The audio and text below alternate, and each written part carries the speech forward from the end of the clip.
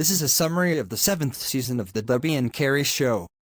Sandy learns from Steve that he and Denise Callie are now engaged, just as Sandy herself had hoped.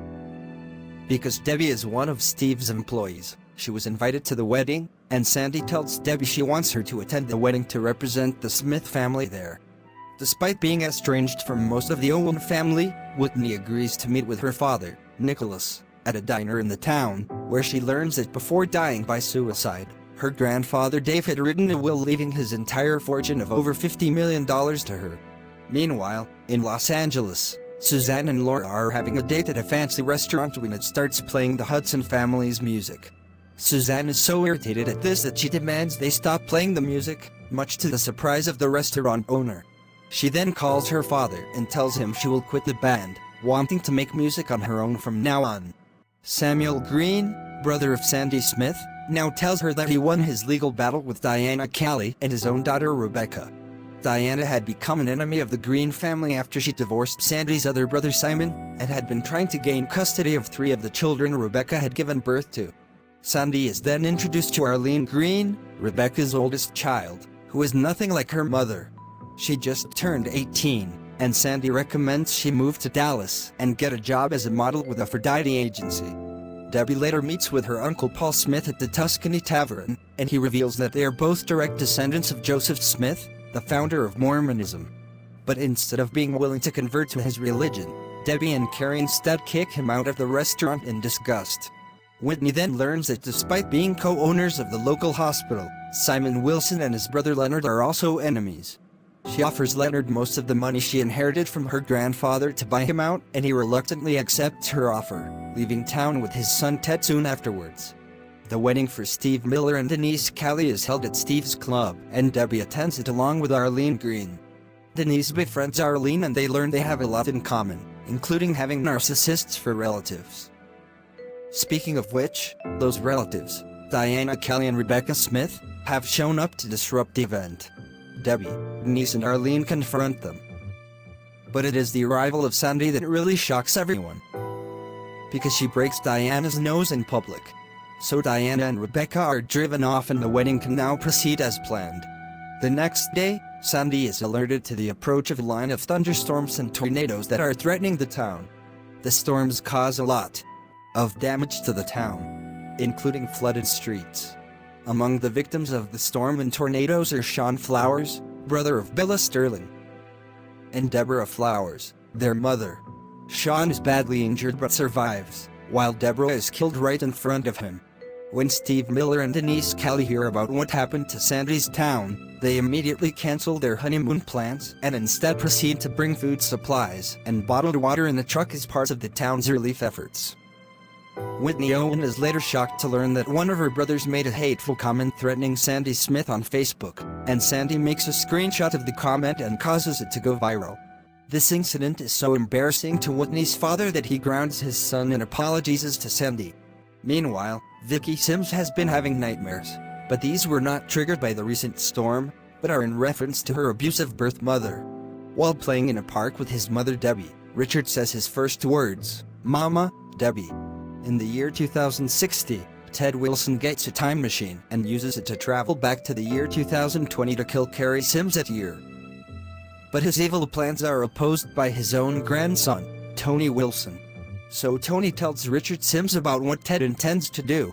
To stop him, Richard uses Ted's own time machine to try to warn Carrie in the year 2020 about the danger. Only for Ted Wilson to accidentally kill Richard right in front of Carrie and Debbie.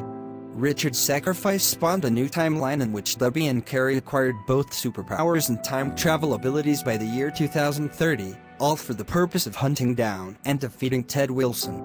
They were assisted by the 2060 version of Debbie. Ted Wilson then made another attempt to eliminate Carrie by killing Jessica in the year 2005. He was stopped and killed by the 2030 version of Carrie, but not before Ted killed Lucy. The 2030 versions of Debbie and Carrie then went to the year 2060 and sabotaged Ted Wilson's time machine before he could use it, causing it to blow up and kill him, undoing the damage Ted had done to the timeline and saving both Richard and Lucy. In the present day, Jessica receives a letter making hateful attacks on her and Lucy for being lesbians. and Debbie also gets a letter attacking her lesbianism at the same time. Carrie takes both letters to the crime lab at the town's police station and finds fingerprints on them. And the fingerprints came from Ted Wilson, who was soon arrested and jailed again, this time for the federal offense of sending hate mail. In Los Angeles, Scott has found himself a new love interest, Aisha Nazar, an immigrant from Sudan who is also a Muslim. Scott then converts to Islam so he and Aisha can have a relationship leading to marriage.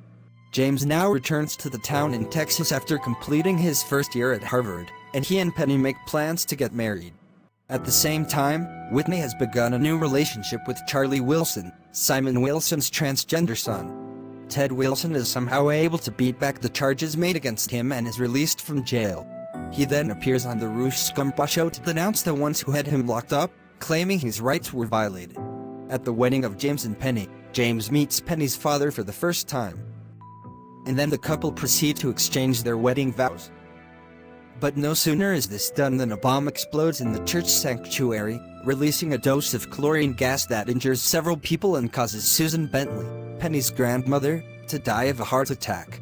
James and Penny now accuse Ted Wilson of being the bomber, because of their past history with him. But an investigation eventually revealed the real perpetrator, Charles Wolcott, a former member and president of the church who was expelled from its board after he tried to fire Reverend Emily Denton. The bomb he had planted was meant to kill Denton. Later, Sean Flowers, still heartbroken over the loss of his mother, begins a relationship with Rose Dawson. Not only is she a decade older, but she is a prostitute. Debbie and Carrie have moved to Dallas and are now living with Charles McKinsey, Michael Jefferson, and Annika McKinsey. Carrie joins with Charles to form a private detective agency called Queer Avengers. Their first case together involves tracking down and punishing in public a young man named Pete who beat a gay teen.